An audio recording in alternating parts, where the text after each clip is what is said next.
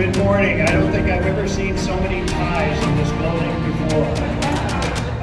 We're so glad you can join us this morning. I'm Joe Hale. I'm the president here at the museum. Got a lot of exciting news to impart with you about a project that's going to transform our museum. It's going to further cement and elevate the entire state of Indiana as IndyCar racing's global destination. I can't thank enough our board of directors, led by Rob Dyson behind me here, who you're going to hear from for a minute, but they've just been so tenacious about getting to this point, and I want to thank our board. I also want to thank the leadership of the Indianapolis Motor Speedway and Penske Entertainment. They've taken a revered racing icon in the Indianapolis Motor Speedway and really have elevated it to truly a global destination, and along with that, they further advanced the city of Indianapolis and the state of Indiana as really a mecca for the sport of racing. I'd like to begin today's event by introducing the Indianapolis Motor Speedway's board chair, Rob Dyson. Rob served on our board for several years. He's been our chairman for the past couple of years. He's the chairman and CEO of Dyson Kistner Moran Corporation. Please welcome Rob Dyson.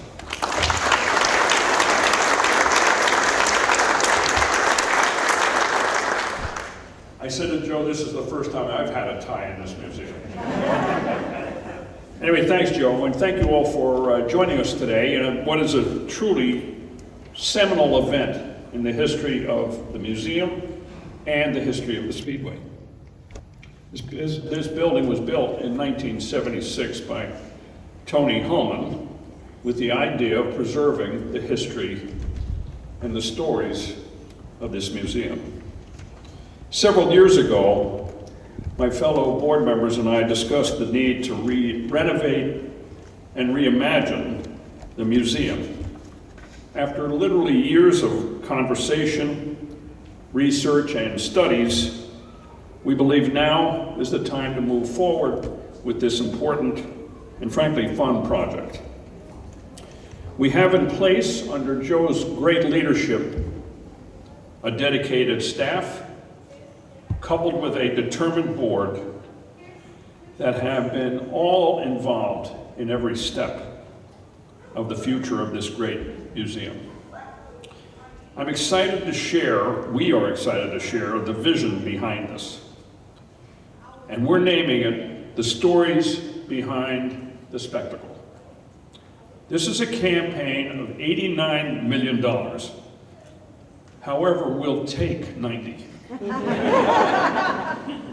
And this is to fund the transformation of this museum to be a global destination. Not that it isn't, but it'll cement it as a global destination to provide interactive and immersive Indy 500 storytelling, educational experiences that can be enjoyed by visitors of all ages from all around the world. The Stories Behind the Spectacle is more than just a catchy name. It is truly a representation of our mission at the Indianapolis Motor Speedway Museum. We are the keeper of the stories of the International Speedway. They create the stories. We have the honor to collect, preserve, and share those stories for posterity. And the stories that we all have go beyond just winners and record breakers. It goes to the fans, this community, and what this hallowed place means to so many. These stories deserve to be shared in a space that's inviting and engaging.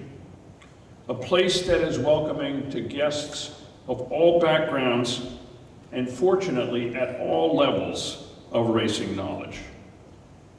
We're thrilled to be able to share with you today the plans for the Indianapolis Motor Speedway reimagined, or if you're a computer geek and you're updating your phone, the Indianapolis Motor Speedway Museum 2.0. Thank you for coming.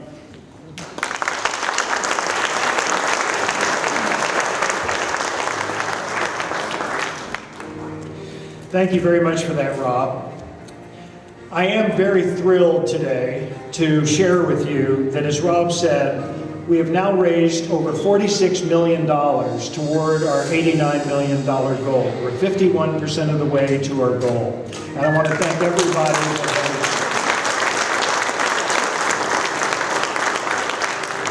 everybody who has been an early contributor to our campaign. We really appreciate that.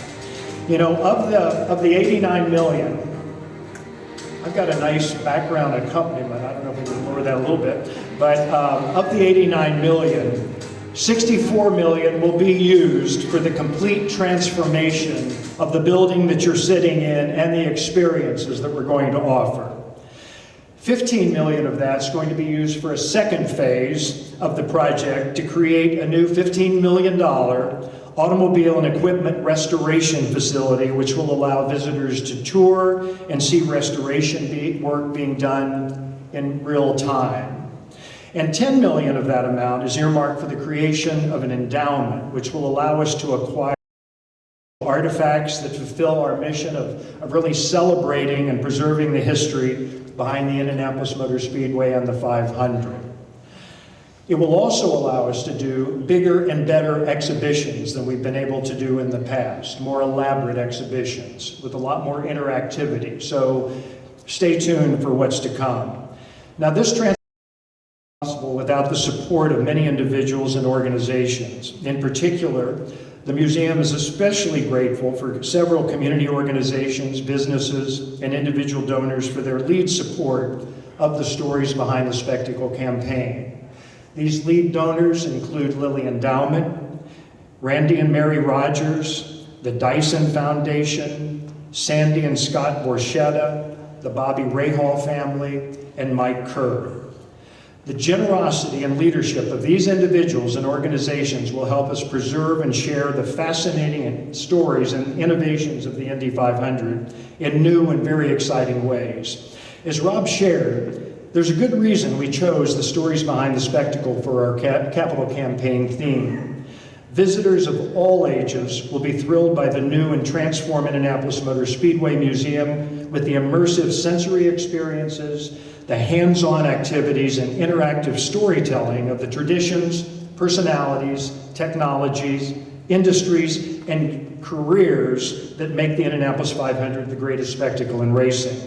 Visitors will have the opportunity to be up close and personal with some of the world's most unique and valuable racing memorabilia. Families will feel what it's like to be a part of an IndyCar team when they climb aboard one of our racing simulators or learn how to use the tools and equipment of the racing industry by competing in their own pit stop challenge. Our members will have access to after-hours and backstage events, excursions and trips, and other one-of-a-kind experiences. So we're all very excited to move forward with this reimagining of our museum, and you'll start to see the changes very soon. However, through the museum's renovation, families, racing fans, museum members, and enthusiasts will experience our stories and collections in new and different ways through the programs and displays that we're going to create in other parts of the community. We'll be announcing more about these opportunities later this year, but a good example is what's taking place right now at the Indiana State Museum, where there's an exhibit there called Vintage Vision, featuring all cars from our collection. There'll be more partnerships with other community organizations as we move forward, certainly. But now, I'm very pleased to introduce our next guest. His name is synonymous with the Indianapolis Motor Speedway, and you won't find a bigger fan, I guarantee, a bigger advocate for the Indianapolis Motor Speedway Museum. We're excited to continue our collaboration and partnership with the Speedway and the evolution of the IMS Museum, and I'm pleased to introduce a member of our board and president of the Indianapolis Motor Speedway, Doug Bowles.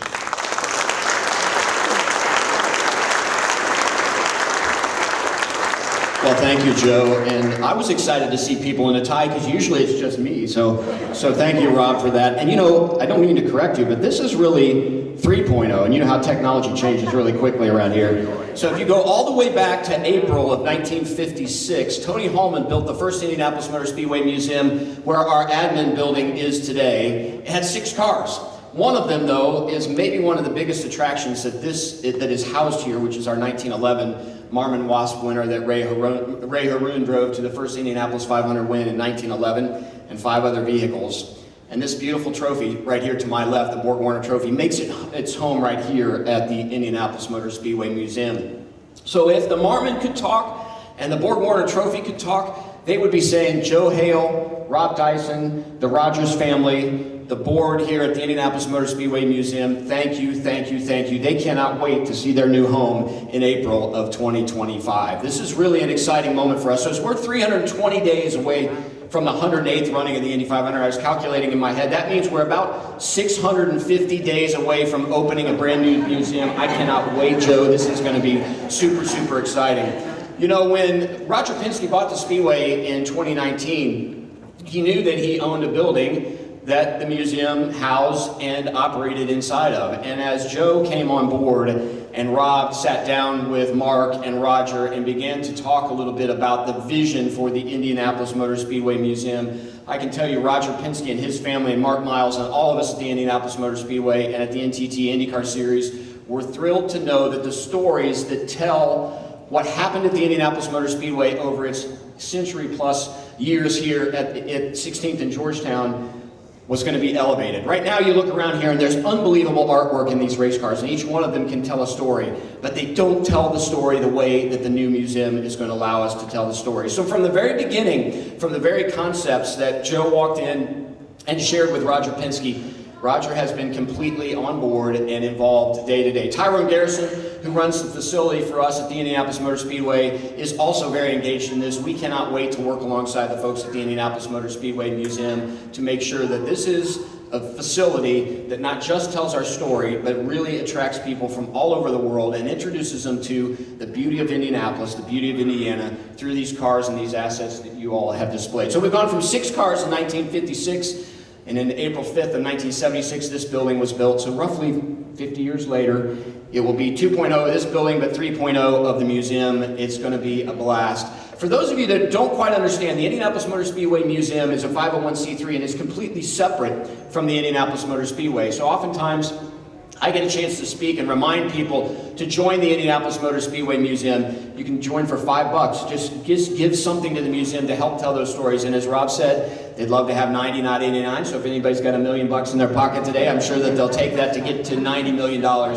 But part of what we do together is tell the same story. So next year, 320 days from now, the 108th chapter of the Indy 500 will be written. And then it will come over here and you will begin to see those stories live on forever and ever here at the museum. Now, I don't know where the Marmon is today, but behind me is Dan Weldon's 100th anniversary winning car. I think Alex Rossi's 100th running car is here. Those stories live here and are told here. We're so proud to be alongside of you guys. Can't wait to see what you have in store and working alongside you. But on behalf of Roger Penske, everybody in Roger Penske's family, Mark Miles, everybody at Penske Entertainment, the Indianapolis Motor Speedway, and the NTT IndyCar Series, this is an amazing announcement, and we are super excited to walk alongside Joe Hale, Rob Dyson, and the entire board that they've assembled to tell the stories of the Indianapolis Motor Speedway.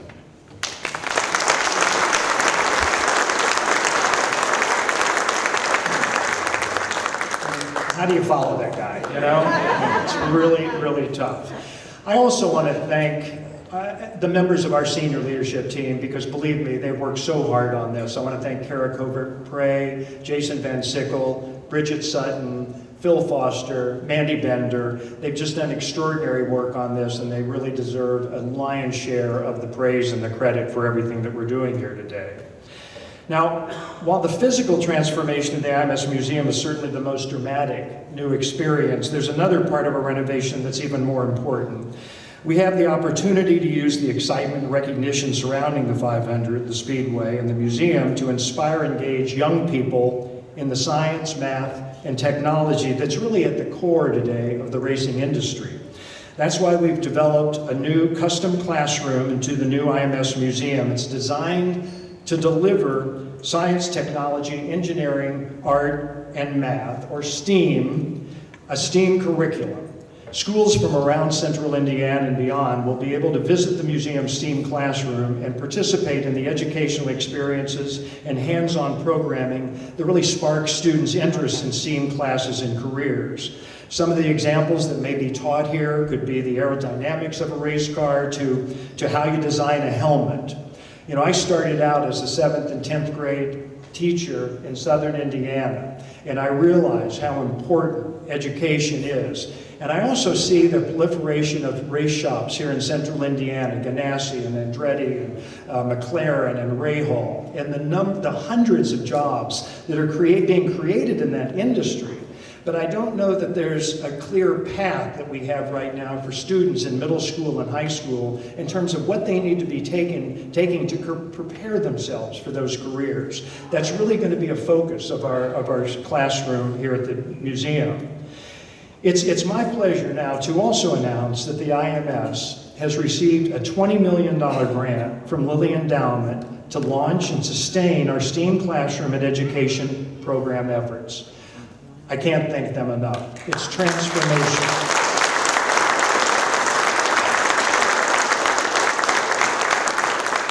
And I know Clay and Ronnie and Leah are here today, and on behalf of all of us, we express our sincere appreciation.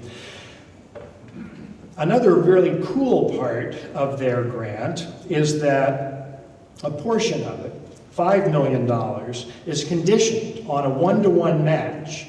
And so every dollar that's contributed between now and the end of September is going to be matched dollar for dollar up to $5 million by Lilly Endowment.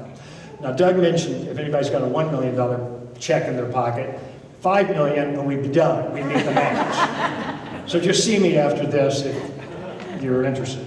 But literally, a $10 gift is going to be matched. A $100 gift is going to be matched. It's so important. It's such a wonderful motivation for us to work even harder to get this project done.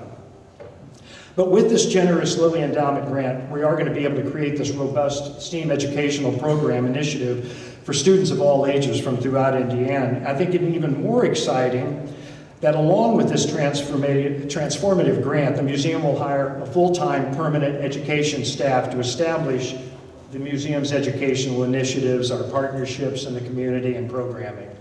So on behalf of the museum and the staff and the leadership and the board, I want to thank the endowment for their partnership.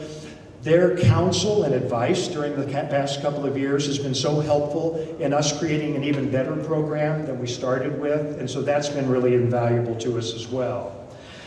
You're probably wondering when and how this comprehensive reimagining of our museum is going to take place. Well, starting at the end of September, this September, the basement and our basement collection tour will be closed to the public.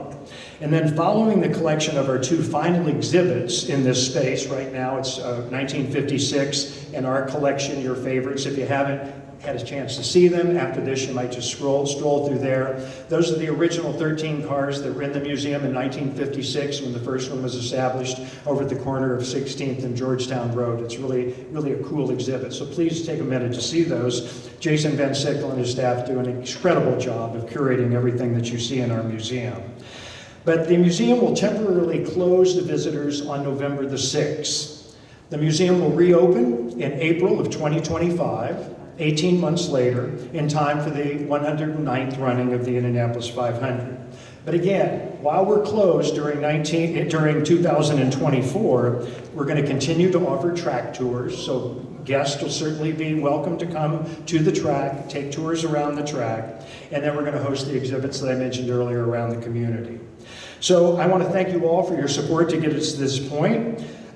Through this next chapter of innovation and construction, and most importantly, into our newly transformed space beginning in 2025. Now, as I mentioned, this announcement would not be possible without the generosity of those who have already committed to this campaign.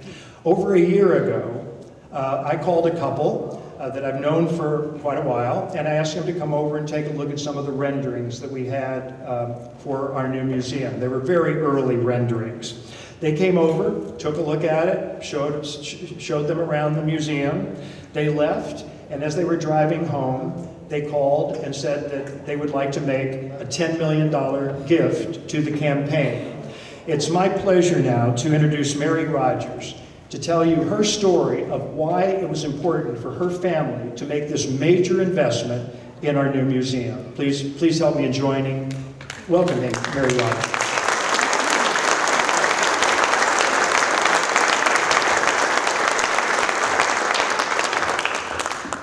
Good morning. Good morning. I am so excited to be here today to be part of this announcement. We all have our stories about the 500, and this is ours. When my husband, Randy, and I learned of the vision for the new museum, we knew we wanted to honor my family, who have been involved in the Indianapolis 500 since its inception. I quote from the 2 handwritten inscriptions on the first page of the book in our library titled Indianapolis 500-Mile Race History, published in 1946. The first, to a patron of the world's greatest show, Fritz Holliday, also the owner of my first ride in the Jinx Special, signed lovingly, Wilbur Shaw. And the second inscription reads, to my good friend, Fritz Holliday, one of the greatest sportsmen of today, signed by his close friend, Tony Holman. Fritz Holliday was my grandfather,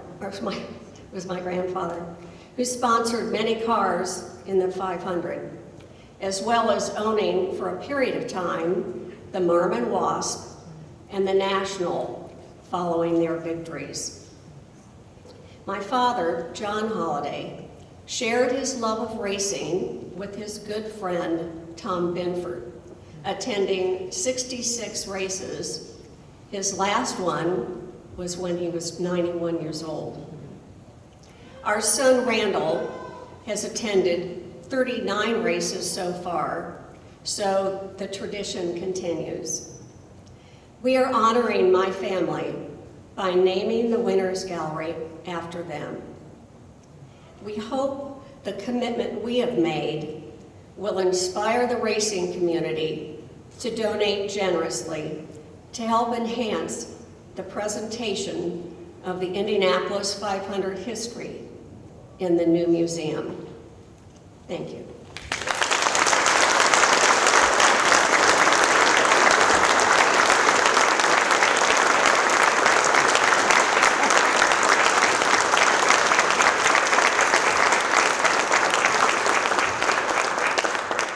Mary Holiday Rogers and Randy Rogers, thank you so much. You very seldom get a call like that, after a first visit to a museum, and it's really been catalytic in helping us get out there. It gave us confidence to get out there aggressively and make this project happen. So Mary, thank you so much. We often talk about stories from the track, but it's important to remember that we've all got our own stories related to the Speedway. I like nothing better than to spend time down on the floor here talking to guests, where you're from, and everybody's got that story. My grandfather brought me here in 1952, and I've been to 62 races since then. Everybody's got a story, and I love to hear them. That's one of the jobs that we have here at the museum. It is to preserve those stories. When you talk about drivers who broke barriers and records, this lady's name is at the top of the list.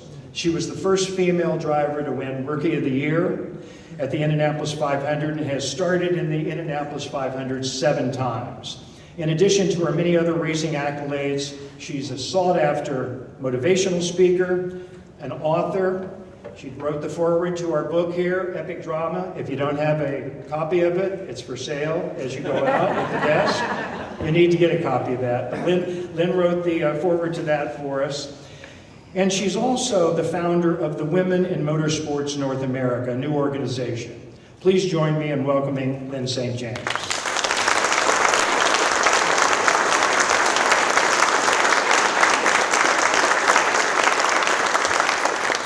Thank you, Joe. I feel really honored to be here today as representing the 795 drivers that have raced in the Indianapolis 500. I mean, you think of Olympics and other great, Super Bowls and other great sporting events around the world, and there are thousands of people that have competed in those events. And I remember when Donald Davidson told me that one time. I think at that point I was like 756 or something. And it was just really, it just blew me away. So I feel as the driver on this, day that I'm really representing all of those 795 drivers. And even today, everywhere I go, you know, I'm introduced now as the 1992 Indy 500 Rookie of the Year, and I know that everybody that I've ever spoken to, that you know, of the winners, that's how they're known for the rest of their lives. There are so many stories, you know, they're uplifting, they're heartbreaking, and they played out here at the Indianapolis Motor Speedway. And it isn't just the drivers, they're the owners and team members and crew members and the fans. The fans have, I think, some of the best stories. And this is what the museum really is going to continue to do in an elevated way, is to tell these stories and memories and really be able to share those. The museum has always shared the passion, the drama, and the stories of this unforgettable event, but the newly transformed museum will even do more so. But the Indy 500 isn't just the single largest one-day sporting event in the world. It's a metaphor for our lives and the lives of our fans, about the characters and the stories of teamwork, competition, excitement, camaraderie, and even the disappointment and tragedy. The newly renovated museum will immerse visitors in the sport and the history of the Indy 500 in new and unexpected ways. The role of the museum is critical not only to the racetrack and to the city of Indianapolis and the state of Indiana, but when I visited Italy, my first time to ever be in Italy, and I went to the Lamborghini Museum, I went to the Maserati Museum, I went to the Ferrari Museum, the Alfa Museum, and it wasn't just about the cars. It wasn't just a lot of cars on display, even though they certainly had those. But they told the stories of their founders and the technology and how those factories contributed and made a significant contribution to their parts of the region of the country. And that's what this is really about, is that the supporters are not just coming from the state of Indiana, they're coming from every state of the United States and every country. To me, the museum is really a global treasure. You know, there's been over 1,000 drivers, the best drivers in the world, who have competed here, from Formula One and the Brickyard and the Indy 500. So I think the museum is now going to be able to share and experience the thrill of high-speed racing. It'll share the stories of how women and minority drivers and team members from around the world broke new ground in the sport of racing. And it will give the visitors a behind-the-scene perspective into the technology, the complexity, and the careers. Joe mentioned about the education, and I think that's so critical.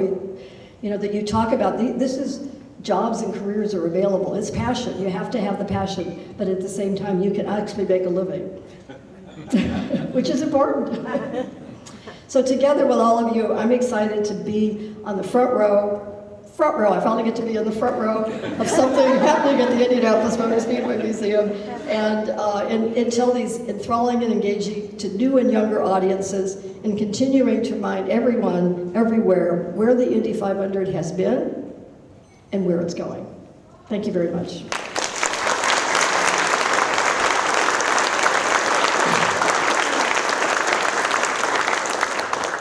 Well, we hope everyone in Central Indiana, individuals, businesses, and community leaders alike, will join us and be part of the incredible story of the IMS Museum as we reimagine the stories behind the spectacle at the Speedway, the traditions, the personalities, the technologies, and the careers that comprise this greatest spectacle in racing.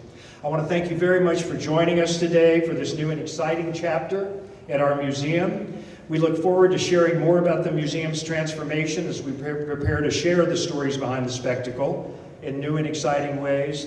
And ladies and gentlemen, I cannot wait until April of 25, when I can welcome you back to the most incredible automobile museum in the world. Thank you so much for being here.